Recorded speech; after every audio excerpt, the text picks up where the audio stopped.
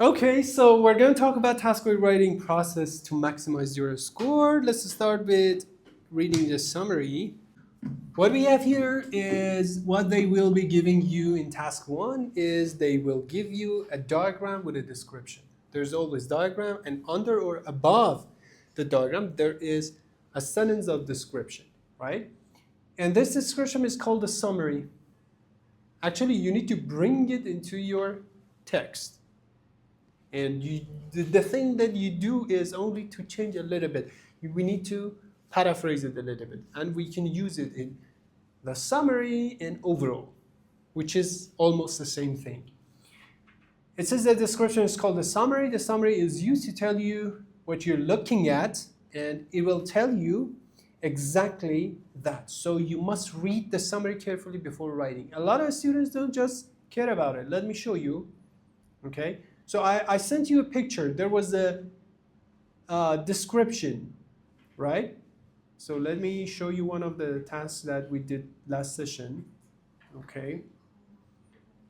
So in this part, right, this part. Do you see this part? This is the summary. Let me make it bigger so you can just, okay. What is the summary about? It says percentage of electricity production by fuel source in France in 1990 and 2010. So this is the summary. A lot of students just read the question and don't pay enough attention to this one. But in writing in overall, you should mix the question and summary and also the keys here. So we have coal, oil, natural gas, hydropower. So how many energy sources do we have here? 5, right? So in the summary, we should say we're going to talk about these 5 energy sources, okay, or resources. This is so important. So you should pay attention to this too. Let's go back to the text. So example, it says the table below show how many tourists from 5 countries visiting Australia in different years from 1991 and 1999. So when you look at the diagram, the first step you should be asking yourself, what's the verb tense? It is so important because we're talking about past, present, or future, okay? Or maybe some of them together. Or what are the verb tenses? So first notice the verb tense. Looking at the summary, look at the diagram. What is measured? And also unit of measurement, 1,000, for example, the number of tourists. So these are important in our summary, okay? We need to be accurate about what is being measured and the unit of measurement. So let's again go back to the diagram. What do we have here? What is the tense first? You read it, right? What is the tense? Past, right? This is 1990 to 2010. Okay, so past. So we can use past forms, right? So it's a period of time, also 1990, 2010, both in the past. So we can use past perfect. Something happened before something else. We can also use past perfect. Okay? Past perfect is like this. Okay? So this is our line of time, and this is now. And 2 things happen. One of them is 1990. The other one is 2010. Okay? So 2 things happening in the past. Here. This one happened before. So let me make it a little bit simpler here. Okay? What do we do? Here I say this is waking up. Wake up. Okay? This is checking my email. Okay, so if I say it in a simple way, I say I woke up, past. Here I'd say I checked my email. But where do we use, actually, when do we use the past perfect? Whenever I want to mention this one, put the emphasis. Happened before this one, okay? So what do I say? I say I checked my emails. Okay? Before I woke up. Is that correct? No. So what do I say? What do I say? I have checked. I have. Have or had? Had. Okay. I had checked my emails after. So why should I say that? I should mention first this one, so then this one. So I had woke up, then I checked my email. Okay, very good. Okay, very good. So something happened before something else. So this is how. So something had happened. Something had happened. Okay, here we use had. Before 2010. Okay, so we can use past perfect here. Past perfect. The next one also we can use past. And also, if there is something, this was a line graph and this was a movement. So if you want to describe the movement, you can use past continuous. Okay, for a line graph, right? So these are the things that we can use, okay? But if you were talking about now, for example, 2025, so here we can use present perfect. We can use used to a structure. It used to be like that, nowadays it is like that. Okay? So there are a range of grammar structures we can use based on our tenses. Do you get it? Very good. So be careful about the tense. Then be careful about the actually things we have here. We said that.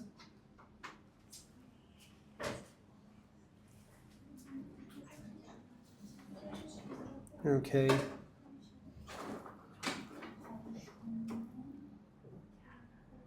Okay, very good. So let's actually, the first step is to read the summary. So whenever you see the question, read the question carefully. Read the summary. Talk about the tense, think about the tense and the unit of measurement. In that pie chart, it was percentile or percentage. Okay? And also, what is measured? The sources or the resources of energy. Okay? Then we're going to analyze trends. It says, look at general trend. It's quite easy. You simply look from beginning to the end, depending on the actually. You don't need to worry about the middle. Remember I told you, for example, this is, for example, the movement. Okay. This is a line graph. And this is the movement. You should pay attention to the beginning, I'm following, and to the end. So the movement in general, it is upward, right? So you don't need to be worried about the middle ones, okay?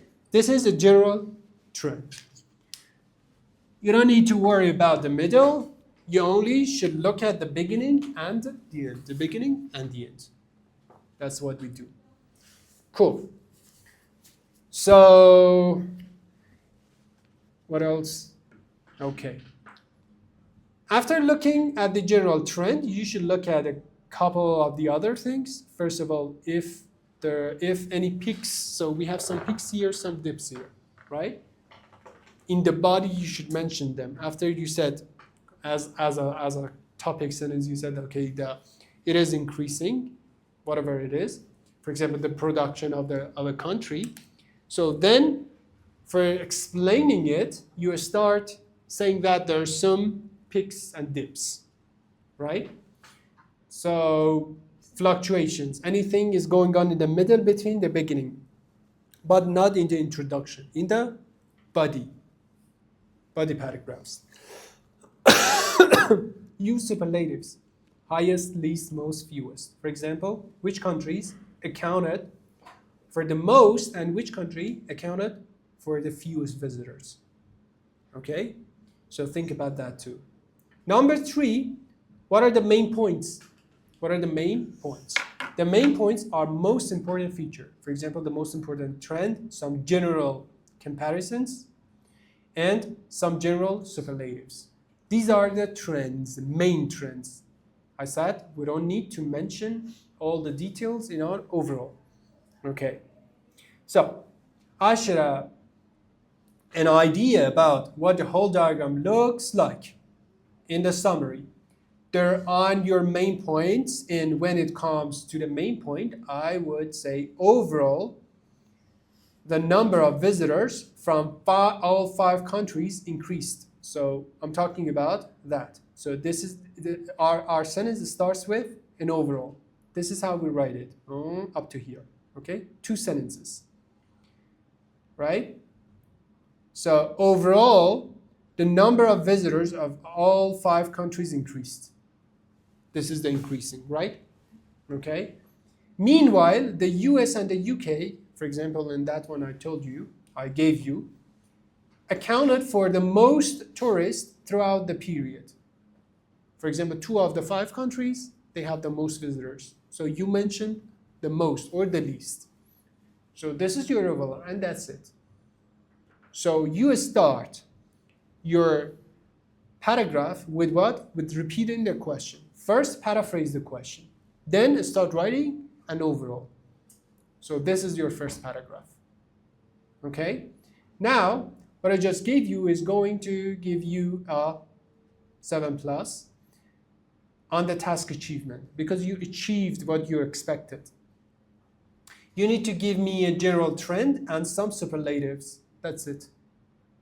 So keep that in mind. Overall is the main trend and also some superlatives. The least or the most. That's it.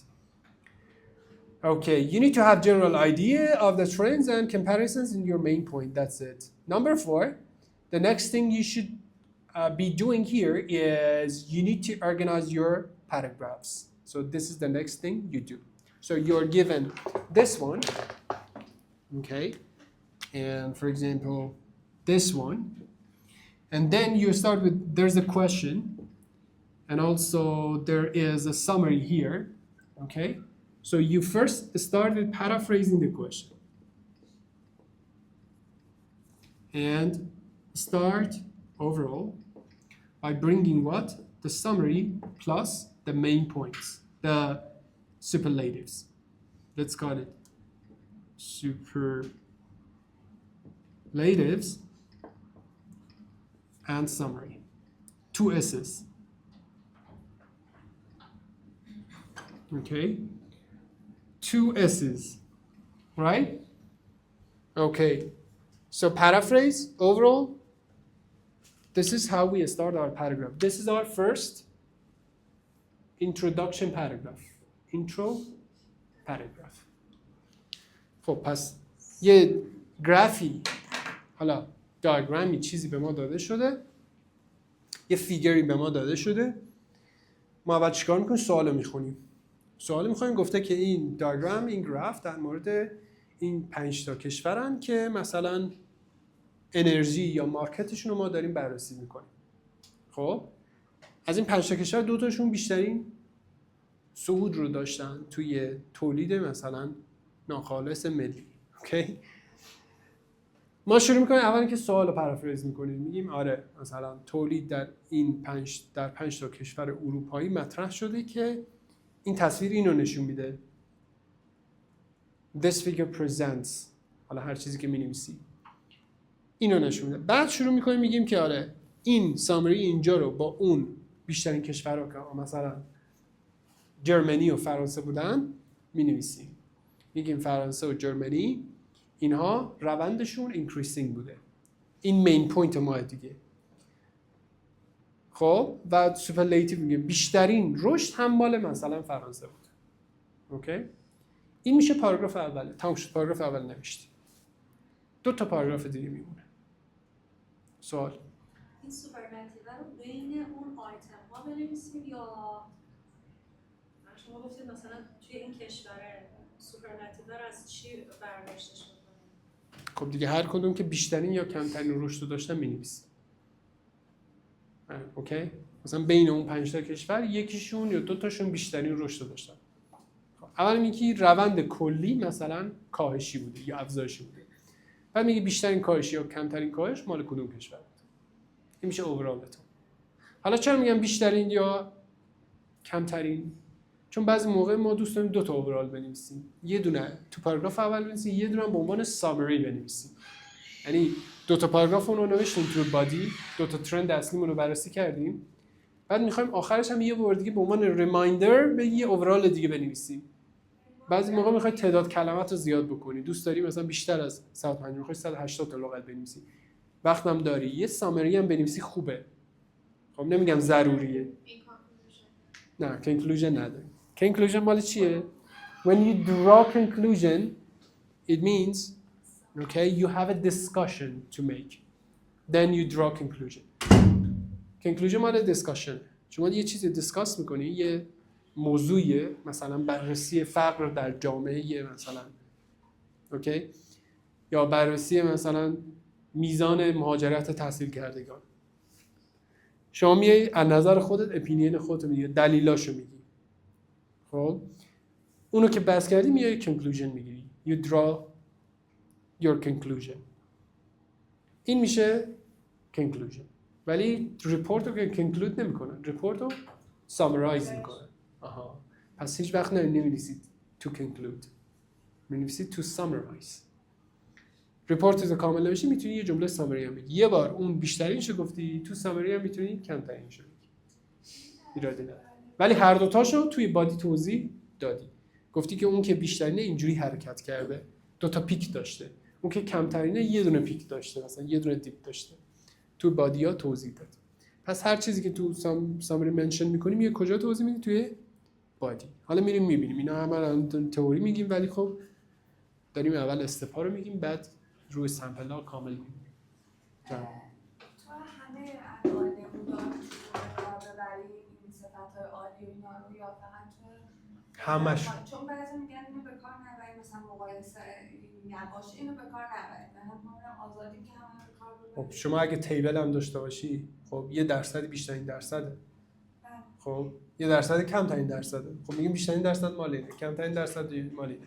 یا مثلا چند تا سال داده، این مثلا یه سال مثلا 10%، یا شده 50%، یا شده 6%. خب بیشترین تغییر رو میگیم. میگه بیشترین تغییر برای مثلا فیزیکال ادویکیشن هستش. اوکی؟ تمام شد. و هر چیزی هر نموداری بیاری یه بیشترین کمترین توش پیدا می‌کنی. مثلا امکان نداره بیشترین کمترین توش نباشه. چون داریم درصد میگیم دیگه.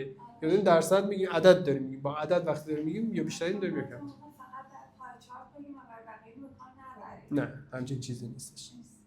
ترند ما میشه اون حرکتمون و اون بیشترین یا کمترین بودن. مپ باشه، باز دوباره در مپ توضیح دادیم. یه مپ بود. گفتیم که مثلا این محیط مثلا قبلا اینداستریال بوده، الان چیه؟ رزیدنشاله. خب تغییر اون بیشترین تغییر مد نظر ما کانسپتش رو بیاریم در نظر بگیریم. دیگه حالا عدد نداریم. خب کانسپتش چیه؟ میگیم که یه تغییر عظیم رخ داده. تغییر عظیم چی بوده؟ از اینداستریال به رزیدنشال. اوکی؟ این از این. یا میگیم مثلا کلاس‌ها قبلا همه فیزیکی بوده، الان همه بیشترشون آنلاینه. So میگیم it has moved remote or online. از حالت فیزیکی موو شده به حالت آنلاین. بعد میایم توضیح میدیم. بعد میگیم بیشترین کلاس‌های آنلاین توی مثلا درس زبان خارجه بود.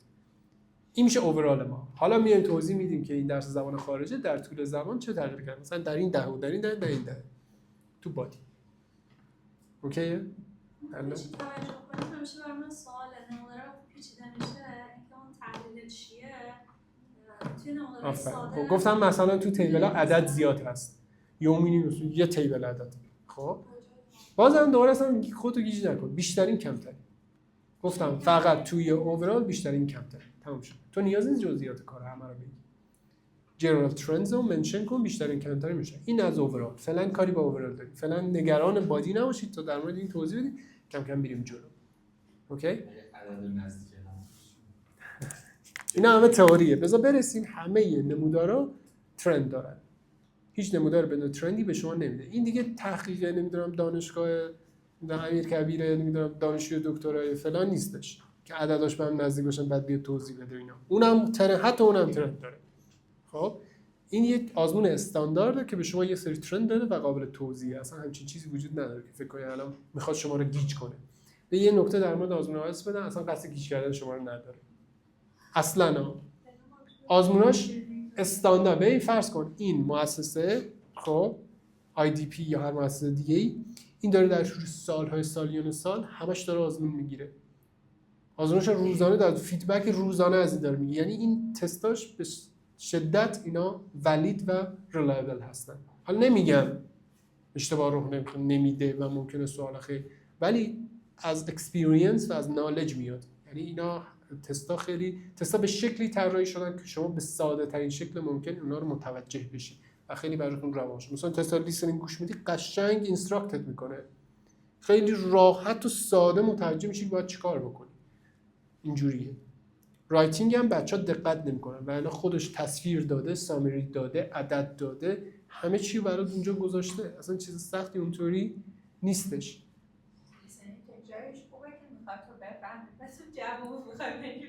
خب حالا سختیش کجاست؟ آفرین، سختیش توی جوابه. سختیش توی اون چیزیه که اون مهارتی که تو داری. یعنی سعی میکنه تا جایی که تو ممکنه مهارت اسکیل تو رو توی اون چیز بسنجه. یعنی سختی رو توی سوال نیاره. مثلا فرض کن مثلا ما معلم ریاضی داشتیم، مثلا یه معادل یک مجهولی به ما درس میداد، یه معادل 10 مجهولی سر کلاس امتحان میگرفت.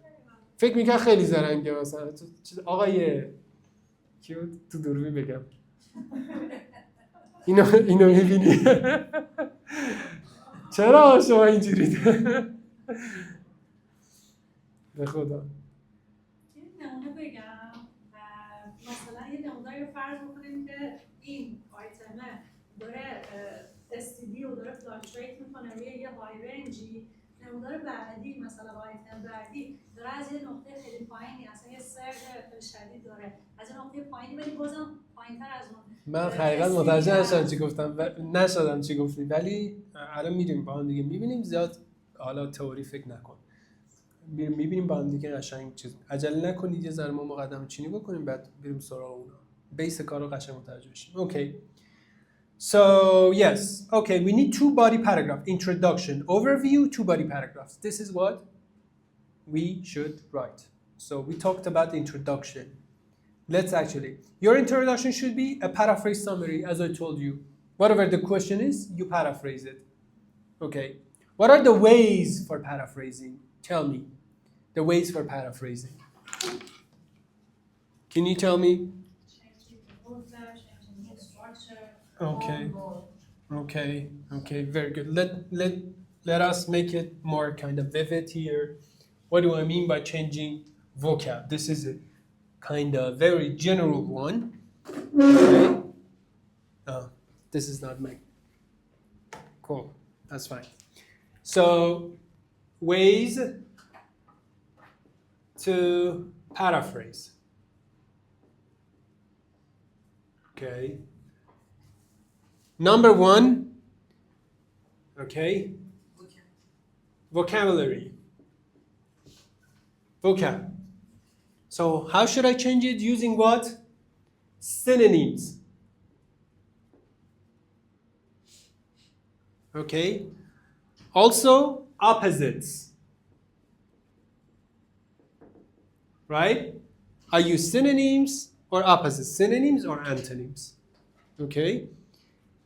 Words with the same zone of meaning or same zone of meaning.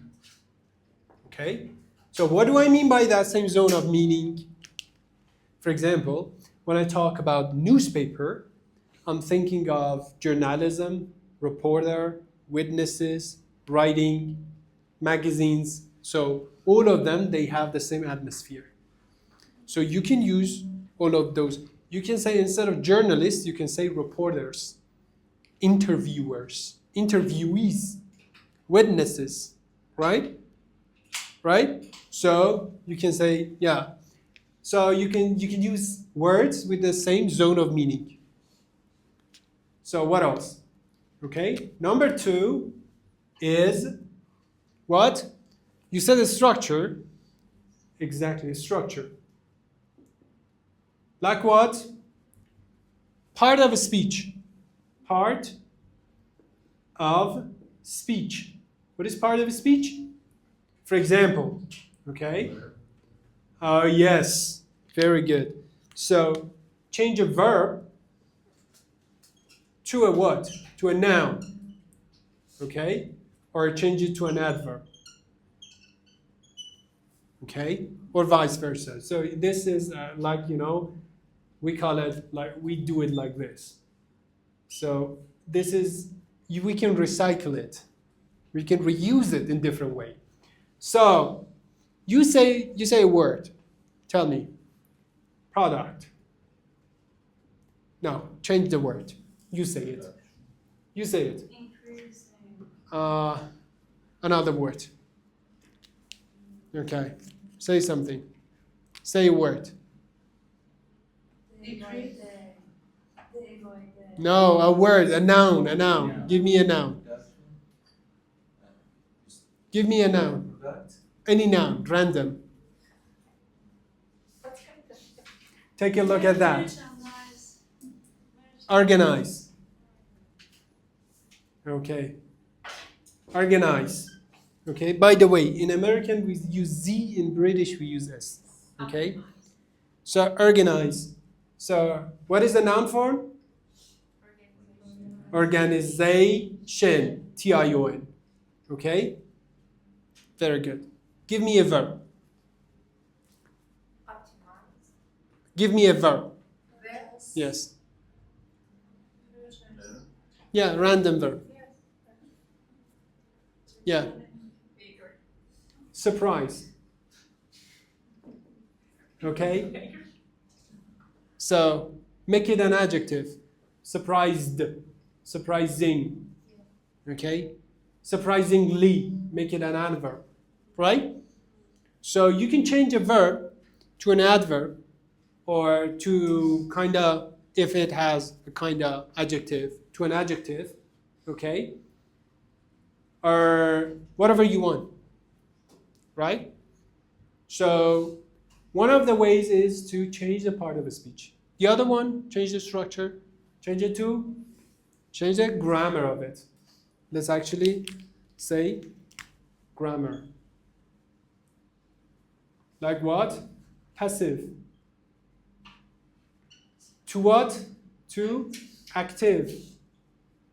Okay? So we say, for example, workers moved the tool, a tool, okay? Here, if you want to make it a passive voiced sentence, the tool, okay, was moved. If you want to mention that, but here workers is not important, so you don't need to say by. Okay, whenever the subject is not important, you don't need to say by. Sometimes you need to say, for example, this book is written by someone. The someone is important. You want to mention that. Okay? But first you want to mention the book, so you use passive form. Okay? That's it. So you can change the passive, active to passive, or whatever. Okay, are there any other ways to paraphrase a sentence? Think about it. So vocab, structure, part of a speech, also grammar, using the synonyms, opposite, same words, or the words in the same zone of meaning. What else do we have here? Anything? The ways of paraphrasing? Nothing? Different tense. Use different tenses. Okay?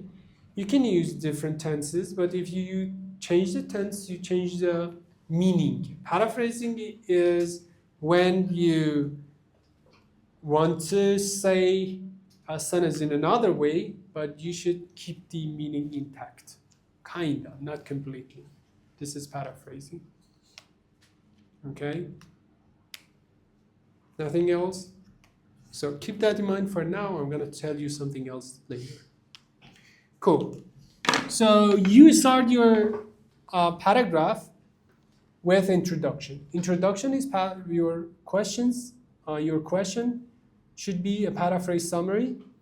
Your overview, we said the main points, remember, and trends, and some comparisons. Okay? Very good. Some expressions for your overview you can use. Okay?